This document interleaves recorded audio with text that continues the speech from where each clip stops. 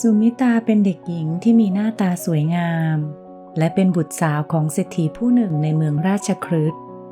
นางสามารถบรรลุธรรมได้ตั้งแต่อายุยังน้อย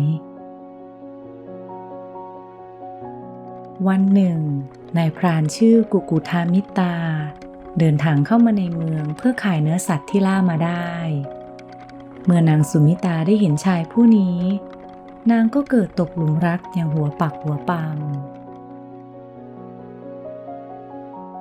ในเช้าวันรุ่งขึ้นขณะที่นายพรานกำลังจะเดินทางออกจากเมืองนางสุมิตาก็เก็บข้าวของเครื่องใช้ของตนและติดตามนายพรานไปอย่างเงียบๆนายพรานสังเกตเห็นจึงถามขึ้นว่าน้องสาวเจ้าเป็นใครเหตุใดจึงมาเดินตามข้าฉันรักท่าน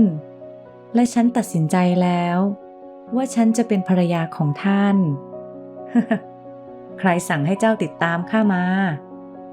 ไม่มีใครสั่งฉันยินดีและเต็มใจที่จะติดตามท่านมาเอง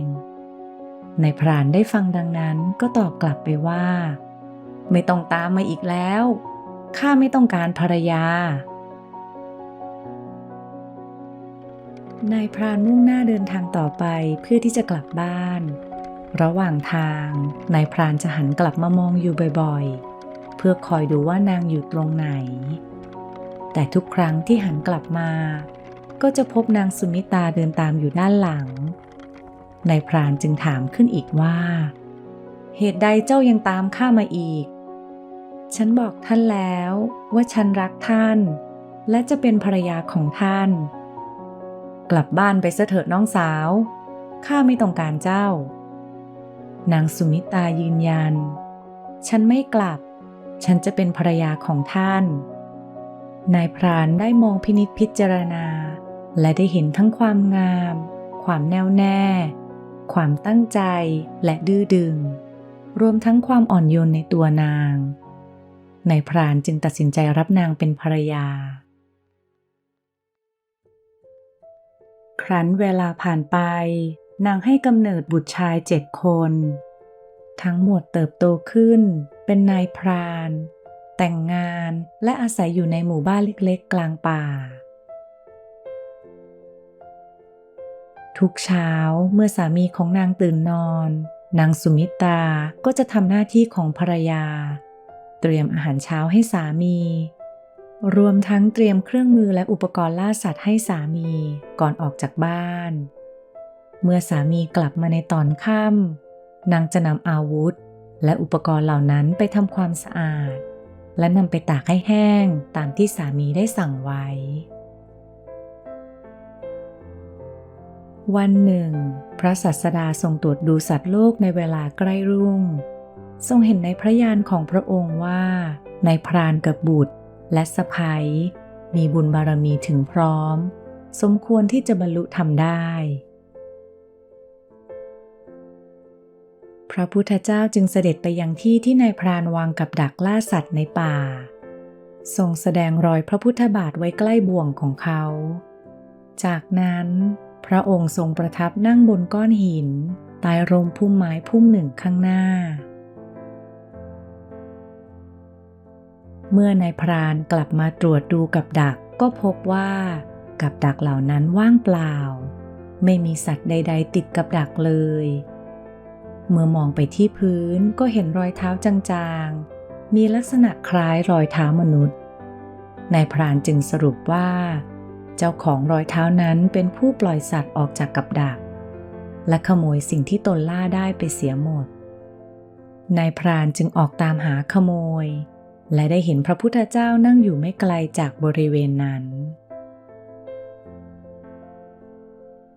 นายพรานได้ตั้งคันธนูและน้าวคันศรเพื่อเตรียมจะยิงพระพุทธเจ้าอย่างไรก็ตามพระพุทธเจ้าได้ใช้พลังพิเศษขัดขวางไม่ให้ลูกศรเคลื่อนตัวออกจากธนูนายพรานจึงไม่สามารถยิงศรหรือแม้แต่ลดคันธนูลงได้เขาจึงต้องยืนอยู่ในท่านั้นนายพรานถึงกับตัวสั่นและเหงื่อออกท่วมตัวโดยที่ไม่เข้าใจว่าอะไรกำลังเกิดขึ้นกับเขา เวลาเนิ่นนานผ่านไปนางสุมิตาเป็นห่วงสามีที่ยังกลับไม่ถึงบ้านจึงส่งลูกชายทั้ง7ออกไปตามหาเมื่อพวกเขาได้พบพ่อและเห็นว่าพ่อกำลังเล็งธนูไปที่ชายผู้หนึ่งแต่ไม่สามารถยิงได้ทั้งหมดจึงตั้งคันธนูของตนและเล็งไปยังพระพุทธเจ้าแต่ถึงกระนั้น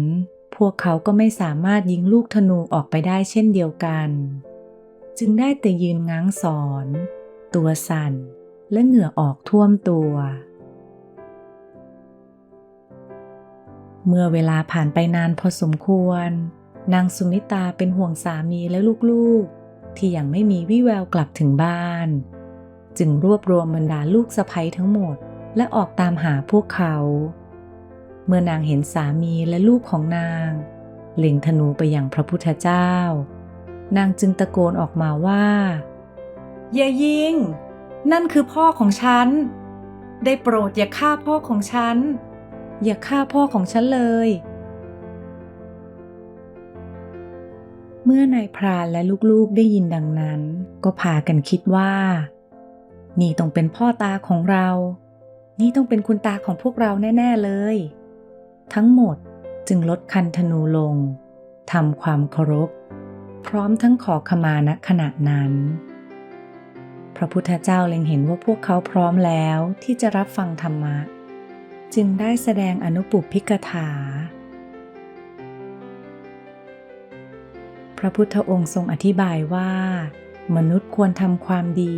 และก่อกรรมดีเพื่อผลดีต่อตนเองควรละเว้นจากการทำความชั่วทุกสิ่งอย่างผู้ที่ทำเช่นนี้ได้สำเร็จจะได้รับรางวัลคือการเกิดในชาติใหม่ที่มีชีวิตราวกับเกิดในสวรรค์พร้อมพรั่งไปทุกสิ่งอย่างไรก็ตามเช่นเดียวกับทุกๆสิ่งความพึงพอใจจะเกิดคู่กับความไม่พอใจ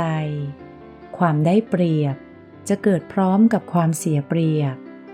ความพอใจในรสสัมผัสจะมีข้อเสียกล่าวคือสิ่งที่ทำให้พึงพอใจเหล่านั้นไม่คงทนถาวรเมื่อสิ่งที่ทำให้พึงพอใจเหล่านั้นเปลี่ยนแปลงหรือหมดลงเราจึงเกิดความทุกข์จากนั้นเราก็จะมีจุดมุ่งหมายที่จะเริ่มวงจรใหม่เพื่อให้ได้ความสุขนั้นกลับคืนมาอีกครั้งในที่สุดความสุขนั้นก็จะจบลงอีกครั้งแต่วงจรดังกล่าวจะดำเนินต่อไปพระพุทธองค์ทรงอธิบายว่าผู้ที่สามารถละทิ้งความพึงพอใจและความสุขได้เท่านั้นที่จะสามารถหลุดพ้นจากวงจรของความทุกข์เพราะความยึดติดนั้นเป็นเหตุให้เกิดทุกข์การละทิ้งความยึดติดอย่างแท้จริงเท่านั้นถึงจะปลดปล่อยเราจากความทุกข์ได้และนี่ก็คือหนทางสู่พระนิพพานหลังจากได้ฟังอย่างตั้งใจและพิจารณาตามนายพรานและลูกทั้ง7รวมทั้งบรรดาภรรยาของลูกๆต่างก็สามารถเอาชนะความยึดติดในของตนรวมไปถึงร่างกายของตนเองได้และทั้งหมดได้บรรลุเป็นพระโสดาบันเป็นผู้เข้าถึงกระแสธรรมจากนั้นเมื่อพระภิกษุที่วัดได้ยินเรื่องราวนี้ต่างก็พากันชื่นชมความกล้าหาญและความเมตตาของพระพุทธเจ้าแต่ต่างก็พากันสงสัยว่าในเมื่อนางสุมิตาเป็นพระโสดาบันเหตุใดนางจึงทำความสะอาดและจัดเตรียมอุปกรณ์ให้นายพรานไปทำลายชีวิตผู้อื่นการกระทำเช่นนี้แสดงว่านางสนับสนุน